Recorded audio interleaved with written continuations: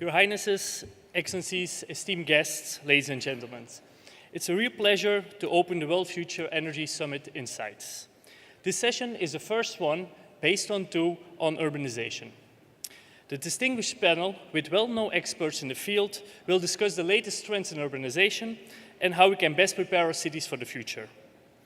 It's an honor to call on stage Her Excellency Razan Khalifa Al Mubarak, Secretary General of the Environment Agency Abu Dhabi and Managing Director of the Emirates Wildlife Society. In this dual role, she is responsible for the environment regulation, promotion and sustainability development in the Emirate of Abu Dhabi and the protection of wildlife in the UAE. Welcome.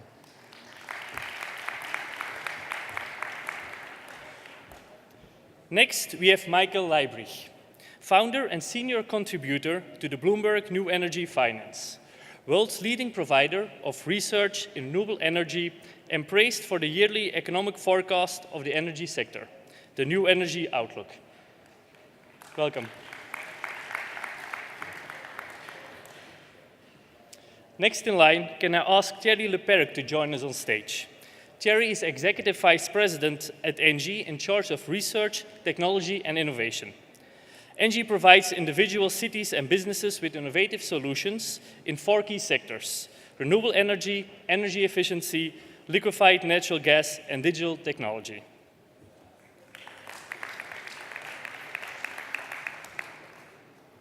Last but not least, we have Dr. Paul Frankel, head of the Renewable Energy Division at the International Energy Agency. He leads the Engie's work on renewable energy, providing policy advice in areas of technology, markets, and system integration. Please give our panelists a warm welcome.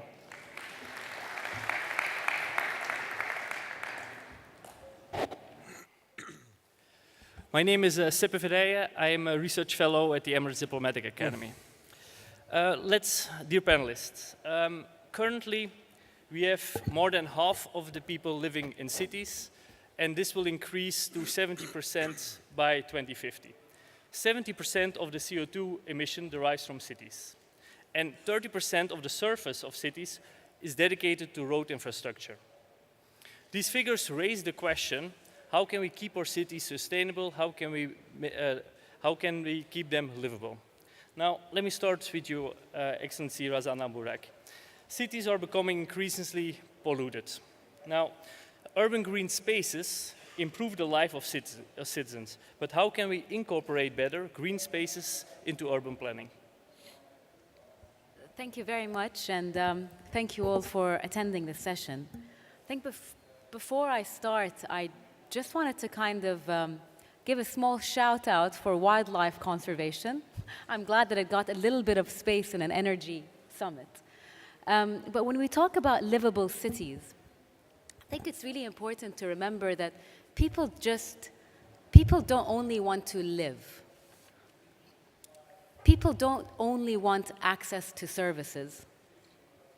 People don't only want information. I think people ultimately want inspiration. They want to thrive in cities. They want to be happy in cities. They're looking for social inclusion. And I think it's therefore really important to, when we think of cities, not only to just limit our imagination to the provision of services, be it education or health or infrastructure services. Again, while these are very important, it's really also as important not to neglect the other soft power. And for me, the other soft power that's always magical is this connection with nature. So I think it's very important that cities allow for nature to step in and provide these pockets for people to enjoy in an equitable manner and an accessible manner. The other thing that's very important when we think about cities is also not to take for granted the ecosystem services that are provided by nature. Again, we sometimes think of cities, the notion of concrete and potentially new building materials comes up. But we should not take for granted the building materials that took millions of years of ingenious engineering to actually improve and continue to evolve. And those are ecosystem services. Things like mangroves, trees, very basic in terms of our understanding, but extremely important. And then finally, cities are also organisms. And within that, one needs to also think of the health of the organisms. How are we looking at the health of cities in terms of air quality, in terms of marine water quality? When we asked the residents of Abu Dhabi, for example, what would they value the quality of the marine water for themselves? And they put the value at around around $1 billion a year. So it is significant, it is valuable for people. Thank you. Thank you. Michael, by 2050, many cities pledge by 2050 they're going to be completely sustainable. Do you actually think this is manageable? That's a great question. You've gone to the heart of a couple of the really big issues of our time there. One, is it possible to go zero carbon for cities or indeed for countries or for anybody by 2050? That's the easy one because the answer is yes. We have the ability technologically, or we will have, or we're on track to have the technological capabilities and many of the business models that are required.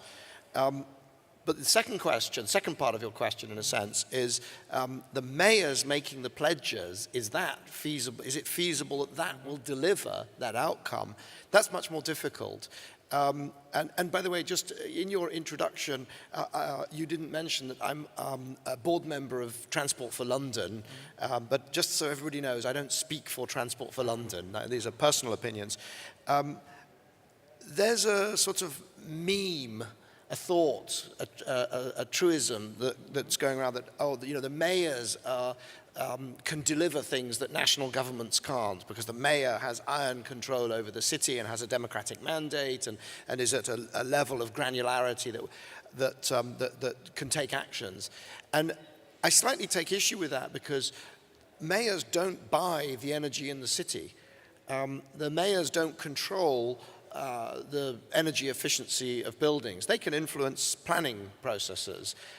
In the case of London, the mayor is also the chairman of the Transport Authority, and the Transport Authority, Transport for London, I think we buy 4% of the electricity in the UK. But lots of, all of the cars driving around London, the vans, the trucks, the decisions about heating, efficiency, all of the businesses, that energy is not procured by the mayor. So I think that a mayor can influence, but if we really want to be zero carbon by 2050, then it's going to have to be really the organism, the whole organism that Her Excellency talked about that has to respond. And the mayor can be a leading part of that organism, but can't just deliver an outcome on a plate. Yeah. Thank you. To follow up on that one, Paulo, what do you think, what are the main challenges for renewables in cities? So the potential of renewables is very big also in cities, but faces today 3 major challenges. One is attached to the energy density. We just saw the video on Dhaka with the concentration of population and energy consumption. If you take the example of solar needs space. So the less surface per volume that you have, the less surface per capita you have, the more complicated it is. The second is related to energy efficiency. Because if you have non-efficient buildings, obviously you will need more electricity and more energy to supply them. And this is actually the number one. It's a precondition to a cost-effective deployment of renewables. And the third is the existing infrastructures.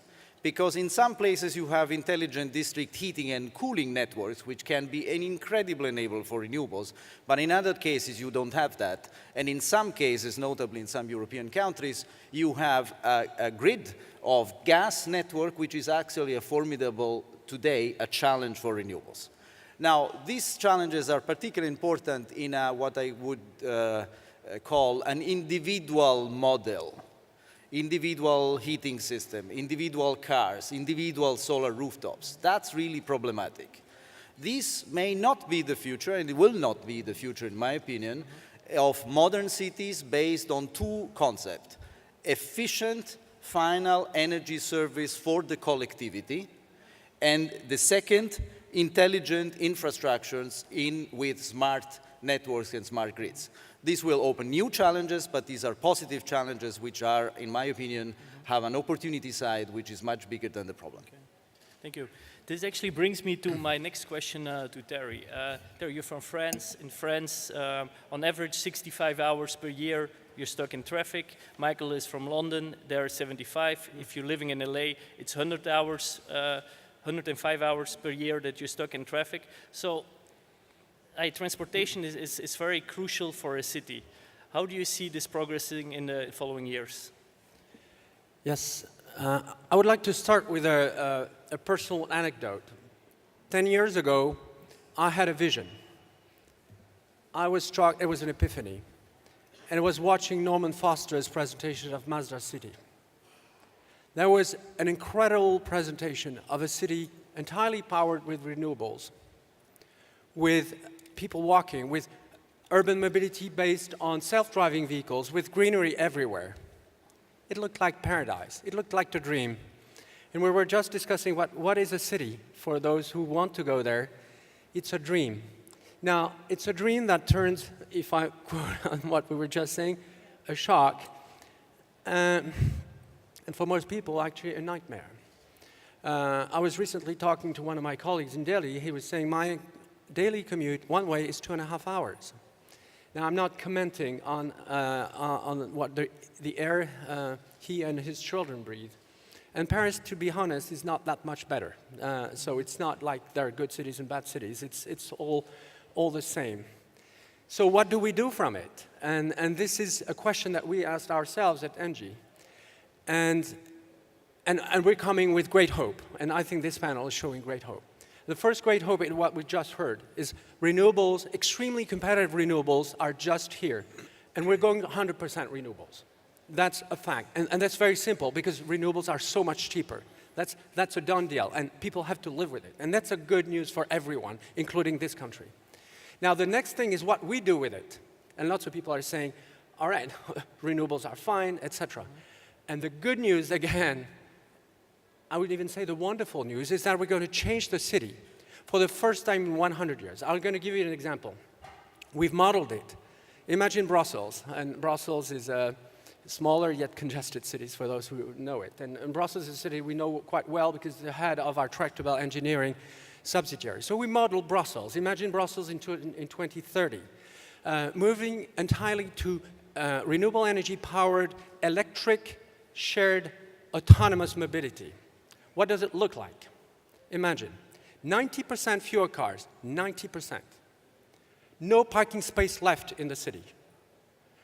Emissions from cars reduced to zero. No buses, by the way, or just shuttles. 5 million square meters left available in the city for green spaces, children's play, and everything, all the things that you see in Mazda's presentation, Mazda City's presentation.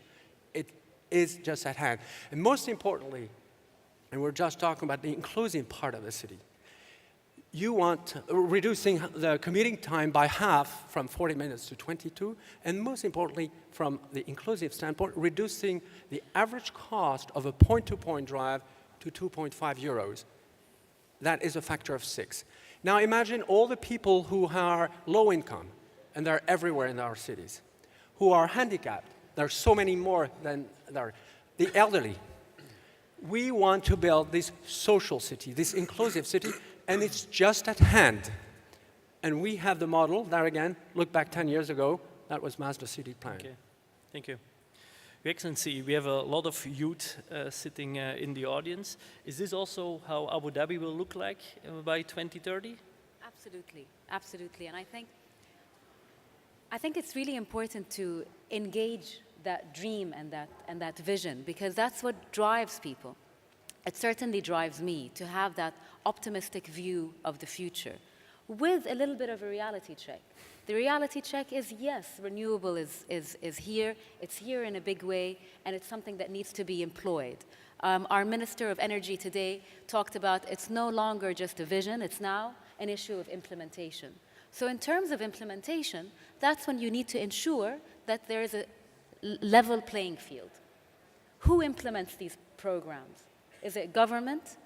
Is it big finance, big corporations, or do you open it up? And the beauty of renewables is you have the ability, if the regulatory framework permits, to open it up and really truly make it into a socially inclusive, economically inclusive program. So the dream of having a clean city, because of the cost of renewables, the technology of renewables, is there.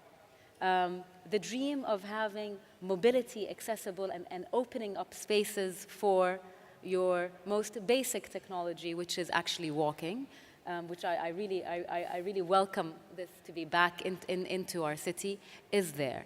I talked about earlier the need to include and involve and let nature into the cities. We've also, a big theme in Abu Dhabi and the UAE is this notion of happiness. So one needs to think about what makes populations happy. What is the dream? And again, there's no better way to determine this evolving dream than to engage with youth. And this is a big part of how master planning is being looked at in the city of Abu Dhabi and the country of the UAE. Thank you. Michael, will the citizens of London be happy as well in 10, 15 years? The citizens of London are always happy. Actually, it is interesting to take a historic perspective because London was the first great city, the first huge city of the modern era, when it was the first city through 1 million inhabitants and so on. And it was called at the time, the name for it, I think in the 17th, 18th century, was the Great Wen. A wen is a boil, is something disgusting. And there are famous, these are foundational myths of London, how terrible the sewage and how terrible the streets smelt, and how people were becoming sick, and then the sewage system was built. And actually, the history of cities is not that they were somehow, Elysian paradise, and then the car came along and they grew too fast, and then you had the sort of Lagos syndrome of everybody kind of arriving too quick. That was always the case. The cities were always attracting people more quickly than the infrastructure could cope, and they became pretty hellish. They offered a lot of hopes, a lot of dreams, economic opportunity, social opportunity, but they were always, frankly, horrible.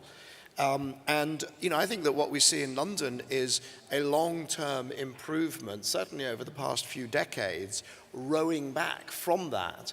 And in your introduction, you said the environmental quality in the cities gets worse and worse. No, it doesn't. Not in at the moment, mainly developed country cities, but also you'll see China in 10 years. In fact, I was in South Korea. I went to Seoul in 1996. And it was like New Delhi now. You couldn't see anything. You couldn't see, you couldn't see your arm in front of your face. And I have been back, a few times more recently. Did you know Seoul is surrounded by beautiful mountains, which you can now see, at least most days from the city center. So Seoul is going the same way that a lot of modern cities, a lot of developed country cities rather, is going. But it's a fight, because then you've got, in other parts of the world, cities still growing much, much too fast for the infrastructure in place. And, I look at things like, using a swipe card to get your water in Dhaka, and I mean, it's a wonderful initiative. But frankly, that's unlikely to be, to really move the needle in terms of the quality of life of the people in Dhaka. We have problems in London with things like getting people to walk. And London is full of parks. 45% of London's area is actually covered by trees, is actually tree cover, and we can't get people to walk. How are people supposed to walk here in the middle of summer at the temperatures that you have, when still most of the streets don't have pavements that are really walkable, you don't have the cycle lanes and so on? It's a huge challenge. But back to your question, will we get there in 15 years? We won't get to paradise, but we will definitely be moving in the right direction. And a lot of things that Thierry has been talking about should help. They might not, they might make it worse, but they should help. Okay, thank you. Let's go then to Thierry. Thierry, on a daily basis, I'm commuting from Dubai to Abu Dhabi. It's not that I'm really looking forward to this every morning. Now, from when moment you think this is going to be an enjoyable moment? From when moment you think when I have to commute, I'm actually start looking forward to the commute? Okay, imagine, there again, there was a great, incredible presentation a couple of days ago. I was in Las Vegas at a Consumer Electric Show, and Akio Toyoda, CEO of Toyota, presented the iPhone of cars, which could replace everything, and it's mind-boggling. I encourage you to watch out and look it up on the internet. It's called the e-palette. It's not a very, except that it's French sounding, it's not very nice sounding name, I would agree, or it doesn't. It was a presentation. Imagine that it's like a small, it's a 7-meter or 4-meter vehicle, which is like a tram car, a street car. Imagine that today, and again, try to visualize it, and you'll see it on the internet, that it transports people, one thing, well, minibus. But it's full of light, comfortable, and obviously it's autonomous and electric, I forgot to mention. And it's shared. But imagine what you can do in these things, and what Akio Toyoda presented, he said, I'm going to do 1,000 things with this. We're going to use this to transport goods, to transport services. It's going to be a restaurant. No, now Seppe, and we were discussing, now you live in Dubai, and you have to work here in Abu Dhabi. That's a fact of life. I mean, I'm not going to argue about your family life. Now, what you want to do in this hour, because it's still roughly going to take an hour, it's not going to be a plane or a rocket or something, it's going to be a vehicle. During that time, sometimes you will want to work, so you'll have your office. Sometimes you will want to be maybe with your family, so it's going to be family and playground. Sometimes you will want to have, why not, a haircut or a massage. Sometimes you will want to have people come around you and have a meal, because it's going to be a restaurant.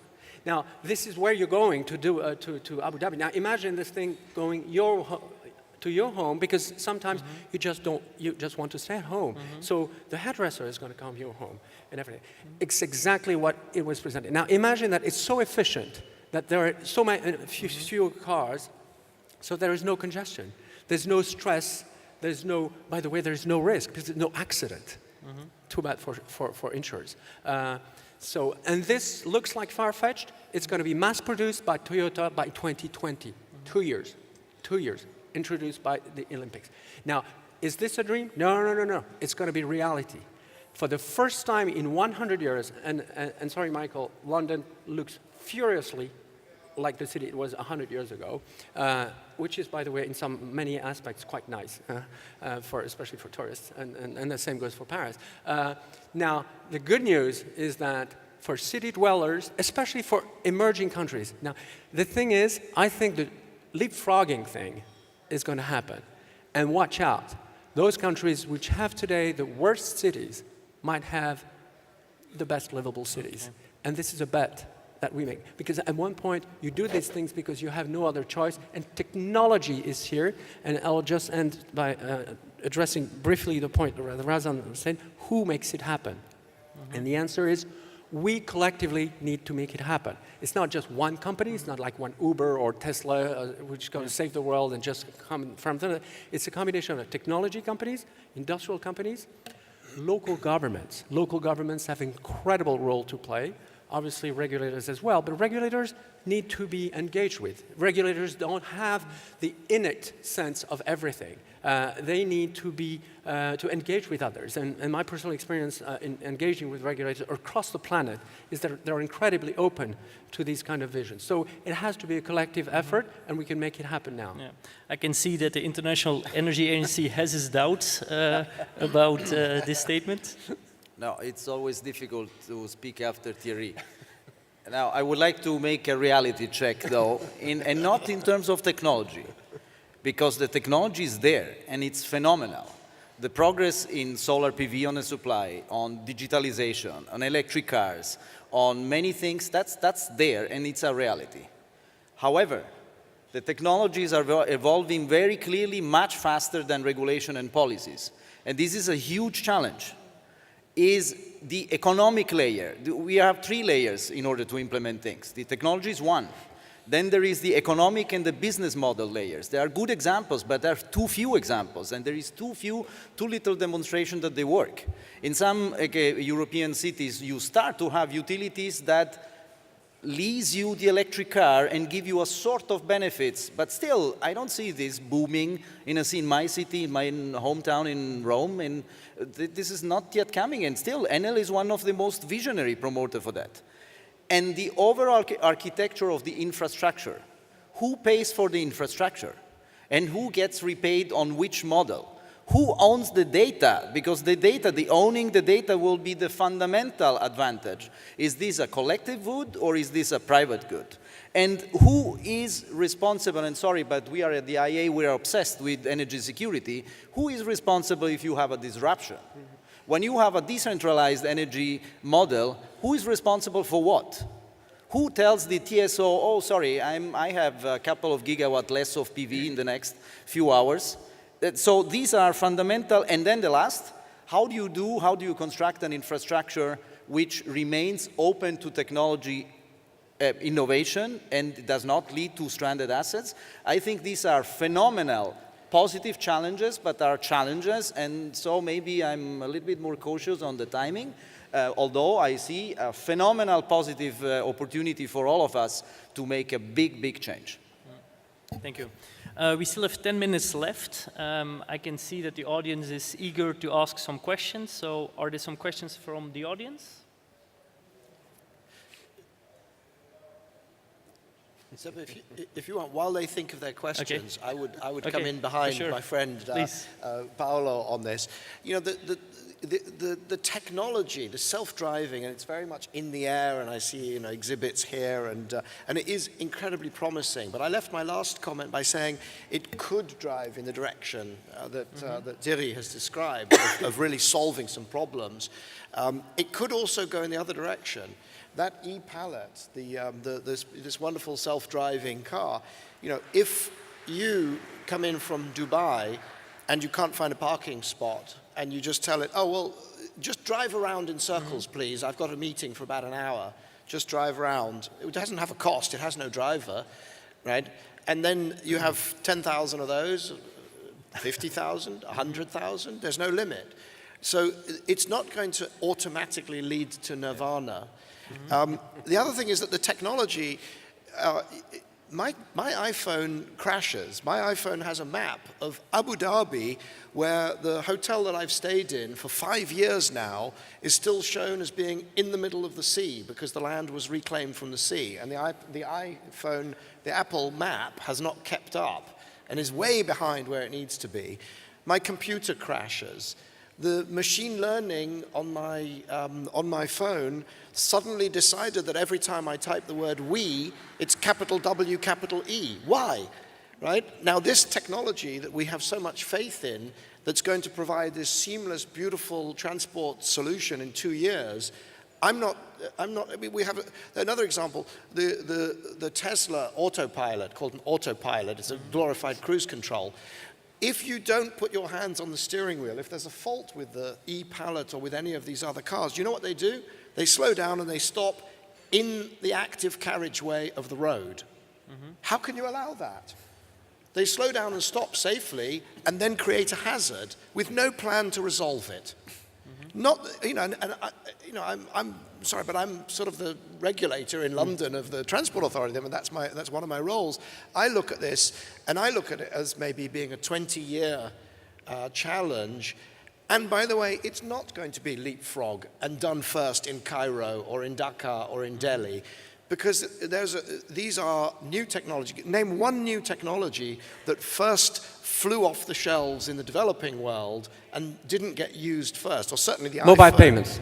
So I think this is going to happen in it's going to be slower, it's going to be jerky. In other words, a bit of progress and then a stop. It's going to be, the regulator may get it right, may get it wrong, may be too slow. The infrastructure has to be built. You want to charge all these cars. Right now, you plug in 10 electric cars in most streets in cities in the world, there'll be a bang at the substation. So, you know, we've got a long way to go. I think we should be very, very realistic. This is hard, hard work. I think it's promising, but very challenging to end up in a better place and not a worse place than we are today. Yeah. Imagine, Michael, 100 years ago, the regulators who were saying all these horse carriages and saying, all these cars are going to kill our horses, and it's going to be so dangerous. Let's have them step by step. It took 10 years for horses to just go away from the streets of London. But excuse me, what happened was that there were 30 years of tension between car owners and non-car owners over dust, over accidents, over horses being killed, etc. The horses were away. No, but it wasn't, you know, you couldn't stop the innovation, but equally it was extremely stressful and there was an enormous amount of conflict involved. But the actual answer is we are going to do it. You know, Oh, at one point, absolutely, we as a company. Now, Oh, okay. no, yeah. Now, In I 2 want to make years, an in 2 announcement. years. Yes, Okay. absolutely. We as a company, I'm not here as a consultant. I'm here as the executive member of one of the largest energy companies in the world. And 150,000 people, 100 gigawatts, 70 countries. And what I mean is serious. We are doing it. We are doing it. We're right now launching plans on 3 continents to make it happen. We're converting our own fleet, 10,000 vehicles out of 30,000, to electric in the next 2 years. This is a decision made. We are making it happen. And we're not making it happen because it's green. We're making it happen because it makes good economic sense. Autonomous electric. We're readying, thanks you for giving me that. We're just making, that's step 1. Step 2 is organizing what we call transport as a service, which will be autonomous, will use these vehicles, etc. And by the way, there's one place where it's already happening, and that place is China. Look at China.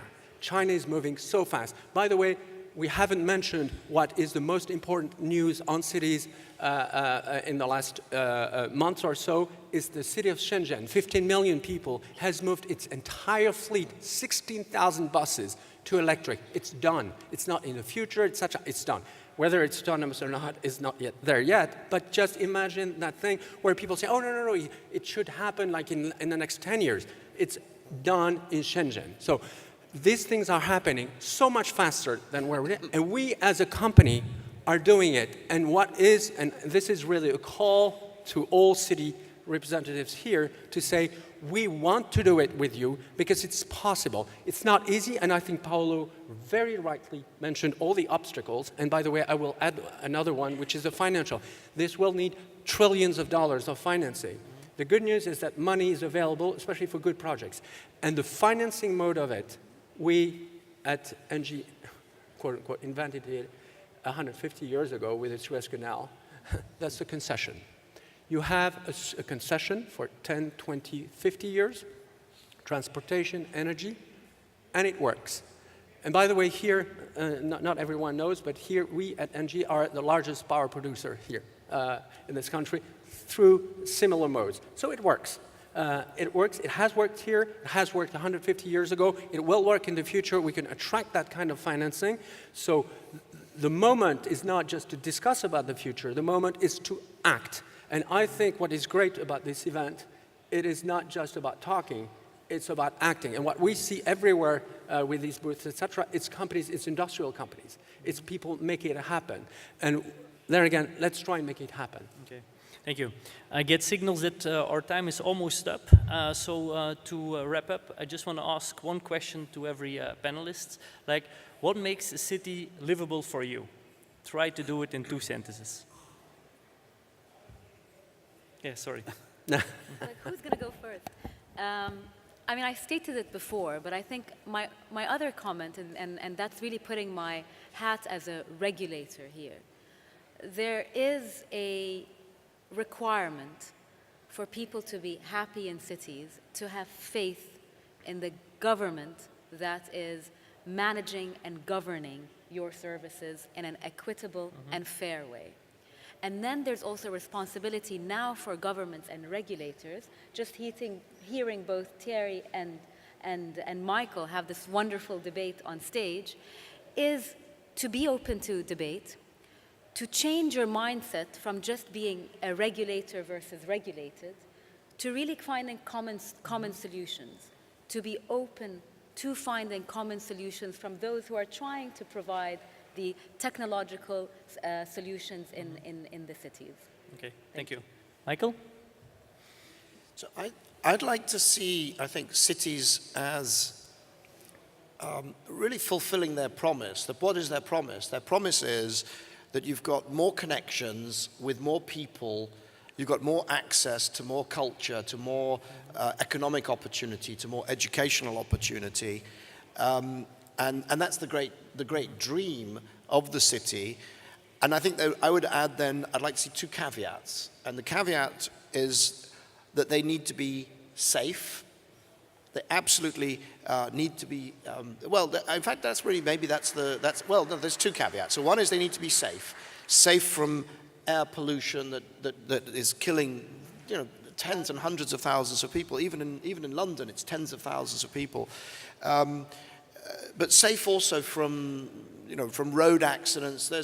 It's still staggering to me that in the US, 40,000 people a year die on the roads. I don't know how many of them in cities versus not, but that should just not be something that happens in our world. And that these technologies, I don't really care whether the driver is there or not. I know that those technologies within 2 years can dramatically reduce the amount of carnage on the roads. And the other caveat was that I don't want to see the city separated from the rest of existence. Children growing up in the city that don't know where food comes from, that don't see any animals. I was in Masdar City a few months ago. Do you know what's the nicest thing that I saw? Mouse traps and a cat. Why? Because that means that the wildlife is starting to find ways of living in the city. The city is becoming integrated with, in some way, maybe a very small initial way. But I think that's very important. So we've got 45% tree cover in London. I'd like to see that increased. Cities can live under trees, with trees. If there was one message to the developing world, these mega cities that are happening now, try and reserve some space.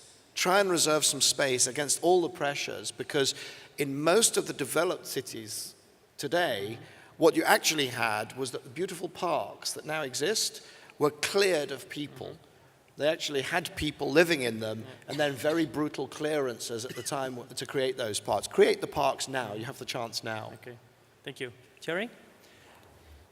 Thomas Jefferson once put in the US Declaration of Independence the word pursuit of happiness, which is a strange word, because it means, it was written over 200 years ago, and it rings so strongly.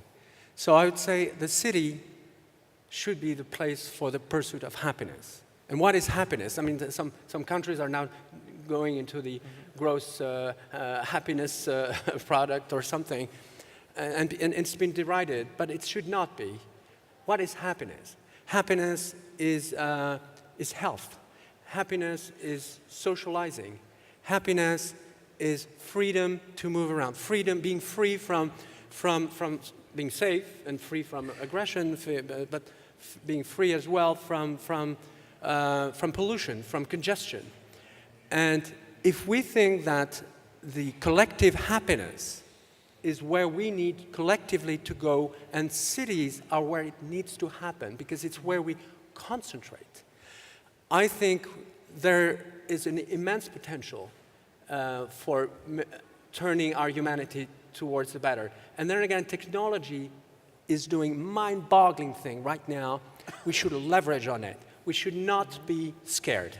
Yeah. Don't be afraid. I quote another big man. Don't be afraid. Let's go for it, and let's be happy. Okay, thank you.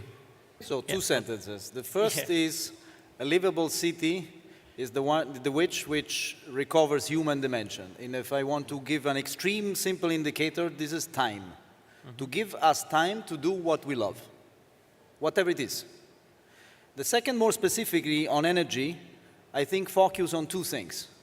The quality of the final energy service, be it for heating, for transport, for whatever that we need. And second, we didn't touch it at all, based on a circular economy where there is no more waste, simply because every waste stream is a new resource. We waste so much heat in our cities, being for IT, from air conditioning. This is a scandal, and this is another really good challenge. And if I may, if I was a student today, I would say sustainable urban planning is one of the most magnificent things to challenge, to study, to develop in the next years. Okay. Thank you. Thank you. This is the end of the panel. I would like to, the audience can join me in thanking the panelists for these great insights. Thank you.